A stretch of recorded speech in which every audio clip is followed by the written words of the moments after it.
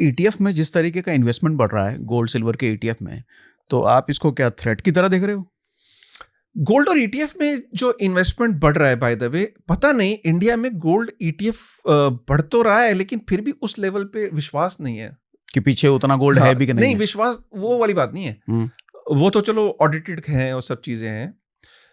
पता नहीं लोगों को यहाँ इंडिया में खास तौर पे फिजिकल गोल्ड से ही वो है एक लगाव है कह लो, या एक विश्वास कह लो कि फिजिकल गोल्ड को एक्यूमुलेट करने का एक वो है। ये विपरीत है बाहर के देशों में। बाहर के देशों में फिर भी वो डिजिटली बाय करते हैं। गोल्ड ईटीएफ अमेरिका में बहुत बड़ा है, but in comparison to India के गोल्ड ईटीएफ को अमेरिकन गोल्ड ईटीएफ से आप कंपेयर करो, बहुत मिनिस्क्यूल है। बट आज तो ईटीएफ बढ़ रहे हैं ना, और बड़े तेजी से बढ़ रहे हैं। अवेयरनेस है, लोग बेसिकली अवेयर हो रहे हैं, लेकिन वही वाली बात है कि स्टॉक मार्केट में लोग कितने इन्वेस्टेड हैं इंडिया में, वो फिगर आपको पता है, आप तो इतने वीडियोस बना चुके हो। वही अमेरिका में 51% है। ठीक है, तो वही जब इंडिया में स्टॉक मार्केट में लोग कम है तो ईटीएफ्स में तो ऑटोमेटिकली कम है। बट हाँ, क्या ग्रोइंग स्पेस है? ऑब्वियसली आजकल के दौर में तो गोल्ड ईटीएफ में बहुत डिमांड आई होगी, लेकिन फिर भी वो उतनी डिमांड नहीं in comparison to the physical gold. उसका एक अलग ही लेवल का वो है। लोगों के अंदर शायद अवेयरनेस इंडिया में कुछ अलग लेवल की है कि नहीं, फिजिकल गोल्ड पे ही है। वो एज ए इकोनॉमिस्ट, आप इंडिया के फाइनेंस मिनिस्टर अगर आप होते और मैं कहता हूँ जी हमारे देश में गोल्ड की बहुत खपत हो रही है, तो आप खुश नहीं होते, because you have to ultimately import it and you have to demand more US dollar. लेकिन उस वाली बात से अगर हम रिलेट करें, जो हम कह रहे थे कि असली करेंसी इज अ गोल्ड, तो उससे अगर देखा जाए तो हम जो पैसा ईटीएफ में डाल रहे हैं, म्यूचुअल फंड गोल्ड में डाल रहे हैं, वो भी तो किसी थर्ड पार्टी के पास है, किसी कंपनी के पास है जो कि सरकार के अधीन है।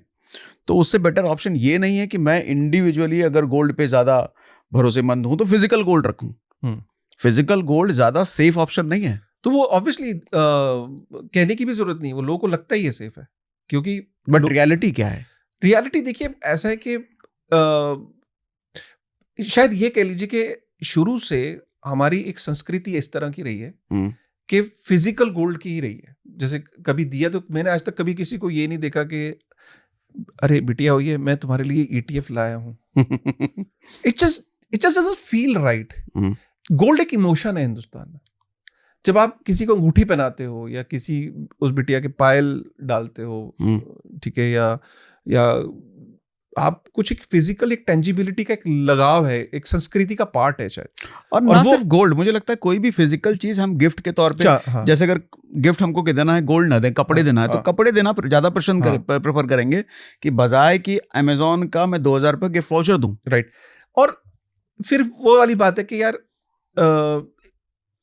बेसिकली क्या है कि जो मनी है आपकी मनी है, आपने मेहनत से कमाई है। और जब गोल्ड स्टैंडर्ड होता था, जब राजा महाराजा होते थे, तब बैंक का कॉन्सेप्ट नहीं था, ठीक है, तब लोग गोल्ड अपने पास ही रखते थे और एक चीज पे यकीन करते थे। वो किस चीज पे बताइए? किस चीज? मैं आपसे पूछता हूँ, किस चीज पे यकीन करते थे वो? राजा के फैसले पे? नहीं, जैसे गोल्ड जब लोग एक्यूमुलेट करते थे और अपने घर पे रखा गोल्ड, अब वहां साहूकार पे तो अगर लेंडिंग करनी है तो ही जाता होगा कि गोल्ड रखा है, चलो मैं लोन ले लूं। वरना जनरली लोग कमाते थे और गोल्ड घर में रखते थे, ठीक है, और वो यकीन करते थे कि भाई हमारा गोल्ड है, हम ही इसे प्रोटेक्ट करेंगे, और वो यकीन करते थे अपने बाजुओं की ताकत पे, ठीक है। हाँ, इसको कहते थे मस्कुलिनिटी। हाँ। People earlier used to be take as a head of the family, the male member used to take the responsibility of protecting his family, his children and his wealth. True. आज के era में, modern era में, मस्कुलैरिटी हो गई खत्म। उसको ये यकीन ही नहीं होता है कि वो उसको संभाल के रख सकता है। हाँ। आज की डेट में आदमी जिम्मेदारी नहीं लेना चाहता, उसको डर लगता है, पता नहीं